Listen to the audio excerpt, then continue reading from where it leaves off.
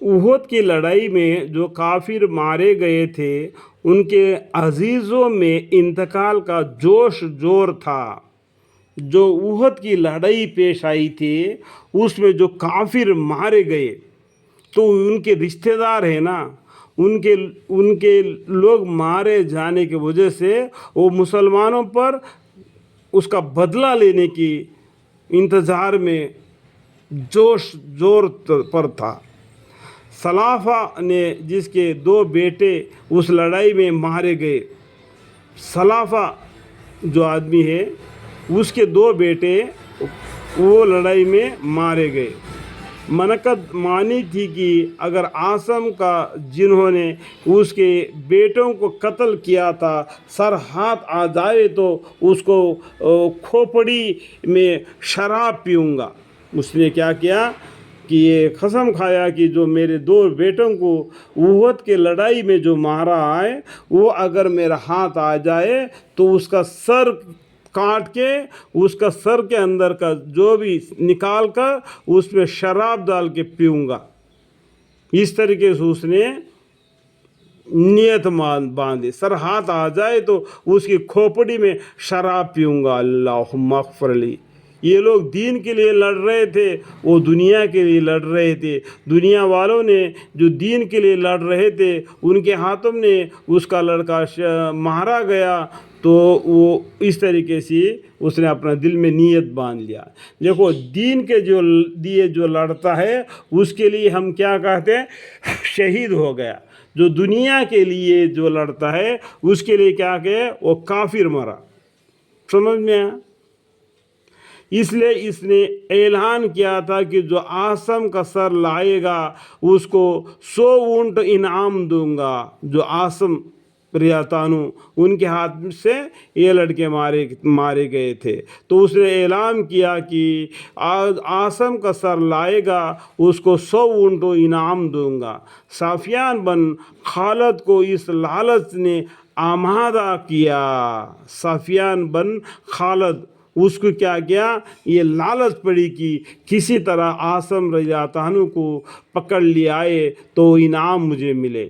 اس طریقے سے اس کا دل میں خواہش خیال آ گیا کہ ان کا سر لانے کی کوشش کرے۔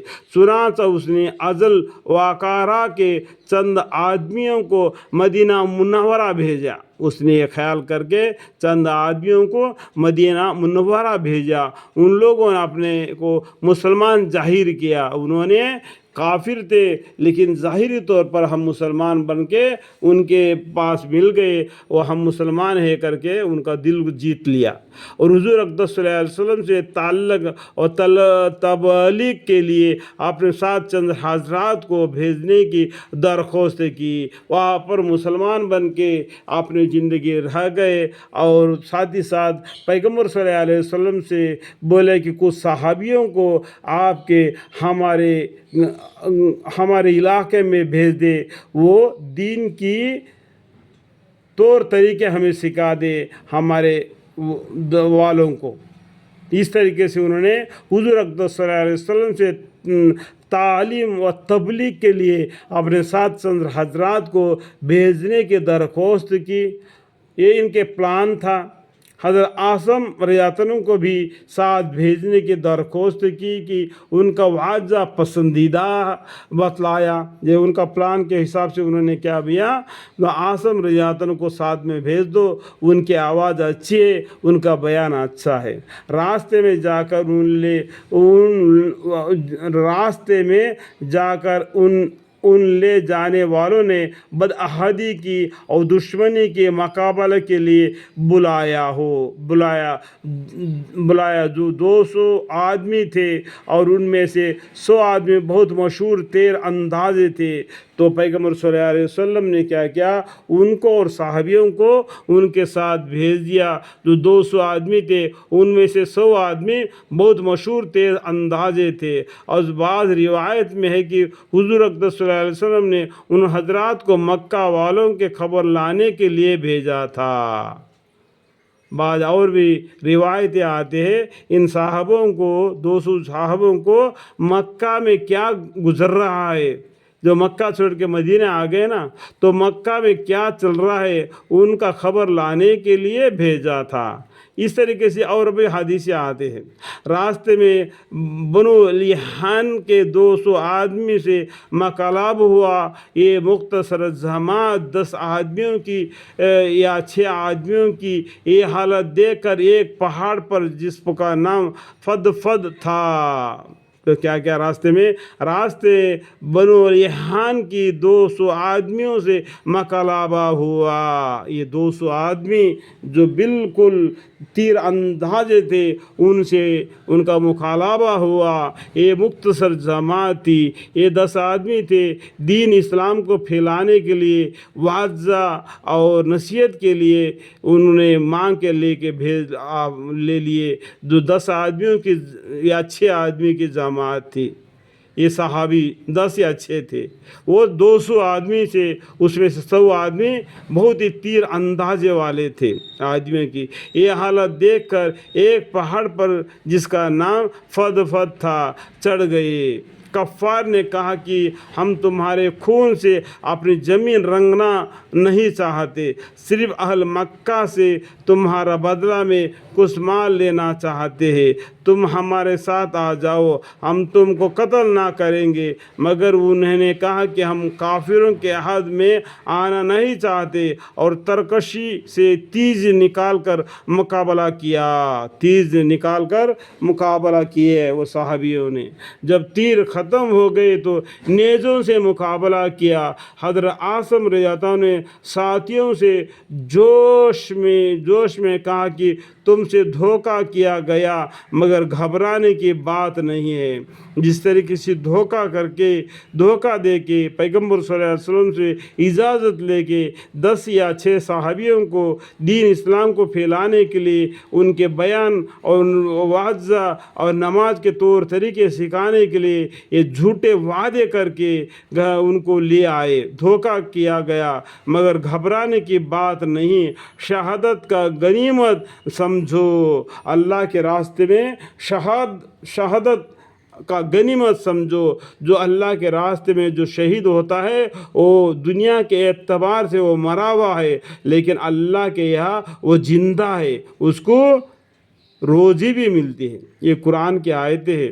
تمہارا محبوب تمہارے ساتھ ہے، الحمدللہ، اور جنت کے حورے تمہارے منتظر ہے، جنت میں حورے تمہارے منتظر کر رہے۔ سورہ رحمان میں فرمایا حور مقصورات فی الخیام فبأی آلاء ربکما تکذبان لم یطمثہن انس قبلہم ولا جان فبأی آلاء ربکما تکذبان۔ اور جنت کی حورے تمہارے منتظر ہے، یہ کہہ کر جوش سے مقابلہ کیا، اور جب نیزہ بھی ٹوٹ گیا تو تلوار سے مقابلہ کیا۔ مقابلوں کے موزمہ کثرت تھا، آخر شہید ہو گئی اور دعا کی یا اللہ اپنے رسول صلی اللہ علیہ وسلم کو ہمارے قصہ کی خبر دے۔ چنانچہ یہ دعا قبول ہوئی، اور اسی وقت اس واقعہ کا علم حضور اقدس صلی اللہ علیہ وسلم کو ہو گیا۔ ان کا دعا قبول ہو گئی، پیغمبر صلی اللہ علیہ وسلم کو وہ اس کا علم ہو گیا۔ انہوں نے چال بازی کر کے صحابیوں کو 10 یا 6 کو ان لوگوں نے فریب سے شہید کیا۔ اور چونکہ عاصم رضی اللہ عنہ یہ بھی سن چکے تھے کہ سلافہ نے میرے سر کے کھوپڑی میں، یعنی ان کا جو صحابی ہے جن کو احد کی لڑائی میں جو عاصم کے جو بیٹوں کو شہید کیا، مار دیا تھا، ختم کیا تھا، تو ان کا یہ معلوم ہو گیا، عاصم رضی اللہ عنہ کو یہ بھی سن چکے تھے کہ سلافہ، جو میں نے بولنے میں غلطی ہو گئی ہے، معاف فرمائیں، سلافہ جو آدمی ہے اس کے 2 لڑکے احد کی لڑائی میں مارے گئے تھے۔ اس نے کیا کیا، جو ان 2 آدمیوں کو کس نے مارا؟ عاصم رضی اللہ عنہ نے مارا۔ تو ان کے کھوپڑی میں شراب پیوں گا بول کے اس نے وعدہ کر کے فریب سے ان کو لیا آیا۔ تو یہ ان کو بھی معلوم پڑا کہ میرے سر کے کھوپڑی میں شراب پینے کی منعقد مانی یعنی اس کا نیت یہ تھا کہ ان کے کھوپڑی میں شراب ڈال کے پئیں گا. شراب تو حرام ہے، اس لیے مرتے وقت دعا کی، یا اللہ میرے سر تیرے راستے میں کاٹا جا رہا ہے. تو صحابی نے کیا دعا مانگی اللہ سے، یا اللہ یہ پروردگار عالم میرے اس لیے مرتے وقت دعا کی، یا اللہ میرا سر تیرے راستے میں کاٹا جا رہا ہے، تو ہی اس کا محفظ ہے، تو ہی محفظ ہے. وہ دعا قبول ہوئی، اور شہادت کا بعد جب کافروں نے سر کاٹنے کا ارادہ کیا تو اللہ تعالیٰ نے شہید کی مکھیوں کا اور بعض روایتوں میں مکڑیوں کا ایک گول بھیج دیا. الحمدللہ. تو ان کا شہادت دو مر گئے تھے، شہید ہو گئے تھے. اس کے بعد کافروں نے سر کاٹنے کا ارادہ کیا تو اللہ تعالیٰ نے شہد کی مکھی معلوم ہے نا، یا مکڑی کی مکھیاں معلوم ہے، ایک دم آ جاتے گول کے گول، آدمیوں کو گھیر لیتے تو کاٹ کر مار دیتے ہیں. شہید کے اسی طریقے سے اور بھی علم تر کیف جو سورہ پڑھیں گے، جو مکہ کو جو ویران کرنے کے ارادے سے ہاتھی والے آئے تھے، ان کو اللہ تعالیٰ نے جو کبوتروں کو بھیج کر ان کو برباد کر دیا، یعنی کعبہ شریف کو بچائے رکھ دیا. اسی طریقے سے یہاں پر کیا کیا شہید کی مکھیوں کا اور بعض روایت میں بھیڑوں کا ایک گول بھیج دیا، جنہوں نے ان کا بدن کا چاروں طرف سے گھیر لیا. کافروں کو خیال تھا کہ رات کے وقت جب یہ اڑ جاویں گی تو سر کاٹ لیں گے، مگر رات کو ایک بارش کی آوی اور اس کے لاش کو بہا کر لے گئی. جب وہ رات کا انتظار کر رہے تھے، رات میں بھیڑیا یا شہید کی مکھی نکل جائیں گے تو ان کا سر کاٹ لیں گے. تو اللہ تعالیٰ نے کیا کیا، راتوں رات ایسا موسلادھار بارش بھیج دیا کہ ان کے لاش اس پانی میں بہا گیا. الحمدللہ. اس طرح 7 آدمی یا 3 آدمی شہید ہو گئے، غرض 3 باقی رہ گئے. حضرت خبیب رضی اللہ عنہ اور زید بن وحسن رضی اللہ عنہ، عبداللہ بن طارق رضی اللہ عنہ، ان تینوں حضرات سے پھر انہوں نے عہد پیمانہ کیا کہ تم نیچے آ جاؤ، ہم تم سے بدعہدی نہ کریں گے. یہ تینوں حضرات نیچے آئے، اور نیچے اترنے کے پر کفار نے ان کی کمانوں کے طعنت اتار کر ان کو مشکین باندھ دی، ان کے ہاتھ پیر باندھ دیا. حضرت عبداللہ بن رضی اللہ عنہ طارق نے فرمایا کہ یہ پہلی بدعہدی ہے، میں تمہارے ساتھ ہرگز نہ جاؤں گا. ان شہید ہونے والوں کا قطار ہی مجھے پسند ہے. انہوں نے زبردستی ان کو کھینچنا چاہا، مگر یہ نہ ٹلے تو ان لوگوں نے ان کو بھی شہید کر دیا. صرف 2 حضرات ان کے ساتھ رہے، جن کو لے جا کر ان لوگوں کے مکہ والوں کے ہاتھ فروخت کر دیا. ایک حضرت زید بن واسن رضی اللہ عنہ، جن کو صوفیوں بن امید نے 50 اونٹ کے بدلے میں خریدا تاکہ اپنے باپ کا امیہ کا بدلے میں قتل کرے. اللہم اغفر لی. یعنی انہوں نے ان کا باپ کو لڑائی میں مار دیا تھا، اس کا بدلہ لینے کے لیے ان کو خرید لیا. دوسرے حضرت حبیب رضی اللہ عنہ، جن کو حضر بن ابی احاب نے 100 اونٹ کے بدلے میں خریدا تاکہ اپنے باپ کے بدلے میں ان کو قتل کرے. بخاری شریف کے روایت ہے کہ حارث بن عامر کی اولاد نے خریدا کہ انہوں نے بدر میں حارث کو قتل کیا تھا. بدر کی لڑائی میں حارث کو انہوں نے قتل کیا تھا، اس کے بدلے میں انہوں نے ان کو خرید لیا تاکہ ان کو قتل کے۔ صوفیوں نے تو اپنے قیدی حضرت زید رضی اللہ عنہ کو فوراً ہی حرام سے باہر اپنے غلام کے ساتھ بھیج دیا کہ قتل کر دیے جاوے۔ اس کا تماشا دیکھنے کے واسطے اور بھی بہت سے لوگ جمع ہوئے، جن میں ابو سفیان بھی تھا۔ اس نے حضرت زید رضی اللہ عنہ سے شہادت کے وقت پوچھا کہ اے زید، تجھے کو خدا کی قسم سچ کہنا، کیا تجھ کو یہ پسند ہے کہ محمد صلی اللہ علیہ وسلم کے گردن تیرے بدلے میں مار دی جائے اور تجھ کو چھوڑ دیا جائے؟ اس طریقے سے اس کافر نے پوچھا تو کہ اپنے اہل و عیال میں خوشی و خرم رہے، تو اس طریقے سے ان کو صلاح دیا۔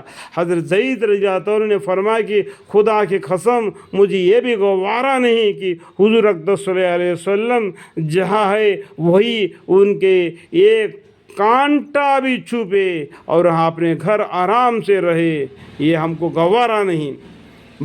ہمارے سر تو کیا ہمارے بدن کو چور چور کر دے پھر بھی ہم راضی ہے، لیکن حضور اقدس صلی اللہ علیہ وسلم جہاں ہے وہی ان کے ایک کانٹا بھی چبھے اور ہم اپنے اسے گوارا نہ فرمائیں گے۔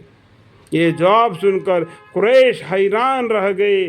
ابو سفیان نے کہا کہ محمد صلی اللہ علیہ وسلم کے ساتھیوں کو جتنی ان سے محبت دیکھی اس کی نظریں کہیں نہیں دیکھی، یعنی محمد صلی اللہ علیہ وسلم کو اور صحابہ اکرام رضی اللہ عنہ کو آپس میں جو محبت تھی اسے وہ قریش حیران رہ گئے۔ ابو سفیان نے کہا کہ محمد صلی اللہ علیہ وسلم کے ساتھیوں کو جتنی ان سے محبت دیکھی اس کی نظریں کہیں نہیں دیکھی۔ اس کے بعد حضرات زید رضی اللہ عنہ شہید کر دیے گئے۔ حضرت خبیث رضی اللہ عنہ کو ایک عرصے تک قید میں رکھے۔ حجرہ کے باندی حضیر کی باندی جو بعد میں مسلمان ہو گئی کہاتی ہے کہ جب خبیب رضی اللہ عنہ ہم لوگوں کے قید میں تھے تو ہم نے دیکھا کہ خبیب رضی اللہ عنہ ایک دن انگار کے بہت بڑا ہوش آدمی کے سر کے برابر ہاتھ میں لیے ہوئے انگور رکھا رہے تھے، اور مکے میں اس وقت انگور بالکل نہیں تھا۔ وہی کہتی ہے کہ جب ان کا قتل کا وقت قریب آیا تو انہوں نے صافیان کے لیے اس طرح مانگا و دے دیا گیا۔ اتفاق سے ایک کمسن بچہ اس وقت خبیث رضی اللہ عنہ کے پاس چلا آ گیا۔ ان لوگوں نے دیکھا کہ اس طرح ان کے ہاتھ میں ہے اور بچہ ان کے پاس یہ دیکھ کر گھبرائے۔ خبیب رضی اللہ عنہ نے فرمایا کہ کیا تم یہ سمجھتے ہو کہ میں اس بچے کو قتل کر دوں گا؟ ایسا نہیں کر سکتا۔ اس کے بعد ان کو حرام سے باہر لایا گیا، یعنی مسجد حرام سے باہر لایا گیا اور سولی پر لٹکانے کے وقت آخری خواہش کے طور پر پوچھا گیا کہ کوئی تمنا ہو تو بتلاؤ، اللہم اغفر۔ انہوں نے فرمایا کہ مجھے اتنی مہلت دی جائے کہ 2 رکعت نماز پڑھ لوں۔ الحمدللہ، دنیا سے جانے کے وقت ہے اور اللہ جل شانہ کے ملاقات قریب ہے، چنانچہ مہلت دی گئی۔ انہوں نے 2 رکعت نماز اطمینان سے پڑھی اور فرمایا کہ اگر مجھے یہ خیال نہ ہوتا کہ تم لوگ یہ سمجھیں گے کہ میں موت کی ڈر کی وجہ سے دیر کر رہا ہوں تو وہ 2 رکعت اور پڑھتا۔ اس کے بعد سولی پر لٹکا دیے گئے تو انہوں نے دعا کی، یہ اللہ، کوئی ایسا شخص نہیں ہے جو تیرے رسول صلی اللہ علیہ وسلم تک میرے آخری سلام پہنچا دے۔ چنانچہ حضور اقدس صلی اللہ علیہ وسلم کو بذریعہ وہی اس وقت سلام پہنچایا گیا، وعلیکم السلام ورحمۃ اللہ وبرکاتہ ومغفرتہ۔ حضور اقدس صلی اللہ علیہ وسلم نے فرمائے گا، علیکم السلام۔ ایک خبیب رضی اللہ عنہ اور ساتھیوں کو اطلاع فرمائی، خبیب رضی اللہ عنہ کو قریش نے قتل کر دیا۔ حضرت خبیب رضی اللہ عنہ کو جب سولی پر چڑھایا گیا تو 40 کافروں نے نیزوں لے کر चारों तरफ से और उन पर हमला किया और बदन को छीलनी कर दिया। उस वक़्त किसी ने कसम देकर ये भी पूछा कि तुम ये पसंद करते हो कि तुम्हारी जगह मोहम्मद सल्लल्लाहु अलैहि वसल्लम को कत्ल कर दे और तुमको छोड़ दे? उन्होंने फरमाया कि वल्लाह अज़ीम, मुझे ये भी पसंद नहीं कि मेरे जान के फदिया में एक कांटा भी हुज़ूर अक़दस सल्लल्लाहु अलैहि वसल्लम को चुभे। अल्हम्दुलिल्लाह अल्हम्दुलिल्लाह अल्हम्दुलिल्लाह, अल्लाहु अकबर।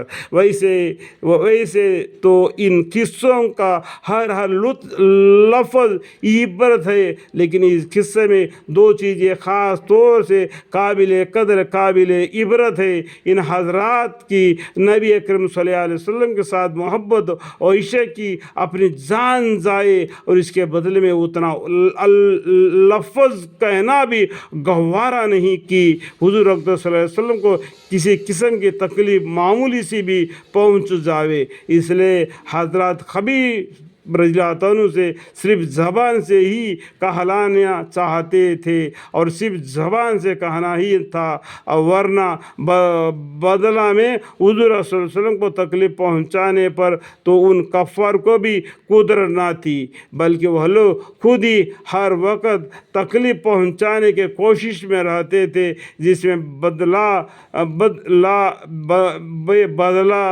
सब बराबर था। दूसरी चीज़, नमाज अज़मत और उसकी शफ़क़त की ऐसे आखिरी वक़्त में आम तौर से बीवी बच्चों की आदमी याद करता है, सूरत देखना चाहता है, पैगाम व सलाम कहता है, मगर उन हज़रात को पैगाम व सलाम देना है तो हुज़ूर अक़दस सल्लल्लाहु अलैहि वसल्लम को, और आखिरी तमन्ना है तो 2 रकात नमाज की।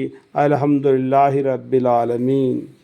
अल्लाह मग़फ़िरली, अल्लाह मग़फ़िरली। इससे हम अपना अंदाज़ा लगा सकता है कि हम दीन के किस हिस्से में है, हम दीन के किस हिस्से में है। अल्लाह मग़फ़िरली।